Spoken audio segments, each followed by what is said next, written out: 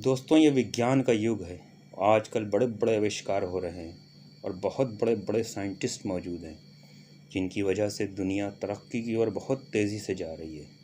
इन्हीं साइंसदानों में एक बहुत ही बड़ा और महान नाम आता है स्टीफन हॉकिंस का, जो इस सदी के बहुत बड़े वैज्ञानिक जाने जाते हैं। उन्होंने भौतिक विज्ञान में बहुत सी खोजें की हैं, जिनमें से एक है बिग बैंग। दोस्तों, बिग बैंग सिद्धांत के अनुसार लगभग 13.7 अरब वर्ष पहले ब्रह्मांड सिमटा हुआ था। इसमें एक विस्फोट हुआ, जिसके कारण इसमें सिमटा हुआ हर कण फैलता चला गया, जिसकी वजह से ब्रह्मांड की रचना हुई। ये फैलाव आज भी जारी है। इस धमाके में बहुत अधिक ऊर्जा का उत्सर्जन हुआ। ऊर्जा इतनी अधिक थी जिसके प्रभाव से आज तक ब्रह्मांड फैल रहा है। 1927 में जॉर्जेस लेमार्टे, एक खगोल शास्त्री, का विचार था कि ब्रह्मांड एक बहुत बड़ी जगह है और ये बहुत लंबे समय से आसपास है। ये सब कैसे शुरू हुआ, इसके बारे में सोचना बहुत मुश्किल है। स्टीफन हॉकिंस के अनुसार किसी भगवान यानी अल्लाह ने इस ब्रह्मांड की रचना नहीं की। स्टीफन हॉकिंस के अनुसार कोई भगवान, कोई अल्लाह नहीं है। उन्होंने अल्लाह को पूरी तरह से नकार दिया। अब सवाल ये पैदा होता है कि बग़ैर किसी बनाने वाले के कोई चीज़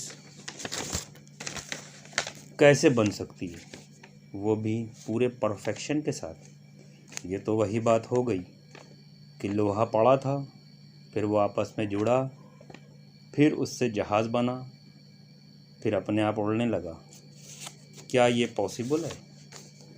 बिग बैंग की थ्योरी को अगर आप कुरान की रोशनी में देखें तो कुरान क्या कहता है, आइए देखते हैं।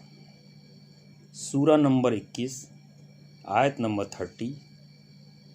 क्या काफिरों ने नहीं देखा कि ज़मीन आसमान बाहम मिले जुले थे, फिर हमने उन्हें जुदा किया।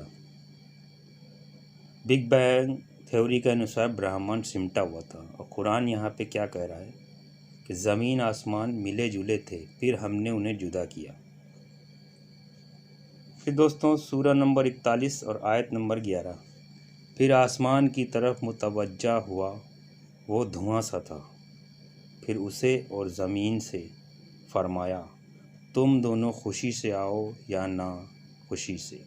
दोनों ने कहा, खुशी से हाजिर हैं। दोस्तों, उसके बाद नंबर आयत 41, सूरा 41 आयत नंबर 12। बस 2 दिन में 7 आसमान बना दिए और हर आसमान में उसके काम के हिसाब से इंस्ट्रक्शन भेज दी और आसमानी दुनिया को चरागों से जीनत दी, यानी गैलेक्सीज से सजाया। सूरा नंबर 21 आयत नंबर 32।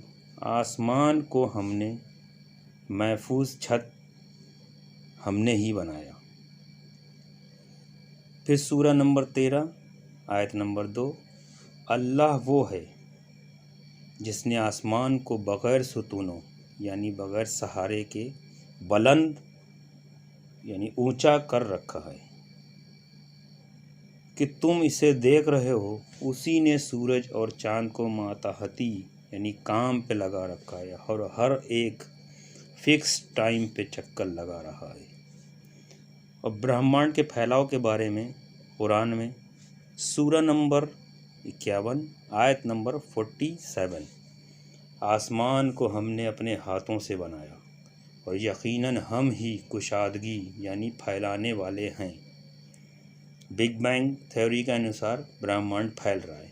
कुरान कह रहा है यकीनन हम ही फैलाने वाले हैं। सोलर सिस्टम के बारे में कुरान क्या कहता है? सूरा नंबर 36 आयत नंबर 38।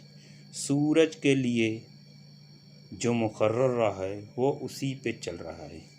ये इल्म है मुकर्रर करदा अल्लाह का। सूरा नंबर 36 आयत नंबर 39।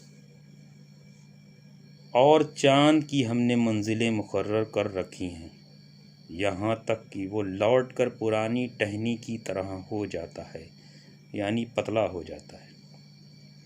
आयत नंबर सूरा नंबर 21 आयत नंबर 33। वही है जिसने रात और दिन, सूरज और चाँद को पैदा किया, उनमें से हर एक अपने अपने मदार यानी ऑर्बिट पे तैर रहा है। सूरा नंबर 36 आयत नंबर 40।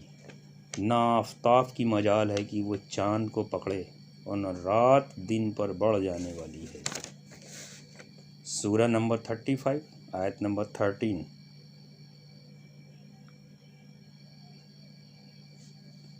वो रात को दिन में और दिन को रात में दाखिल करता है, और आफताब यानी चाँद, महताब यानी सूरज को उसी ने काम पे लगा दिया है। हर एक फिक्स टाइम पे चल रहा है। कुरान ने 1400 साल पहले ही ब्रह्मांड की रचना की डिटेल दे दी थी, जब साइंस का वजूद भी ना था। इससे ये साबित होता है कि अल्लाह ने पूरे परफेक्शन से ब्रह्मांड को बनाया। अगर सब कुछ बिग बैंग से पैदा हुआ होता तो सब चीज़ बिखर गई होती, जैसे बम फटने से तबाही होती है। हर चीज़ सिस्टम से नहीं चल रही होती, जैसे मानव की उत्पत्ति, जानवर, परिंदे, कीड़े, इंसान का ज़िंदा रहना, उसका मरना, इंसान के अंदर के पार्ट्स जैसे गुर्दे, फेफड़े, आँखें, हाथ, पैर आदि जो पूरे सिस्टम से अपना काम कर रहे हैं। नर मादा के रूप में बच्चे पैदा होते हैं। इससे ये साबित होता है कि सब कुछ बनाने वाला अल्लाह है। बिग बैंग थ्योरी पूरी तरह से काल्पनिक है।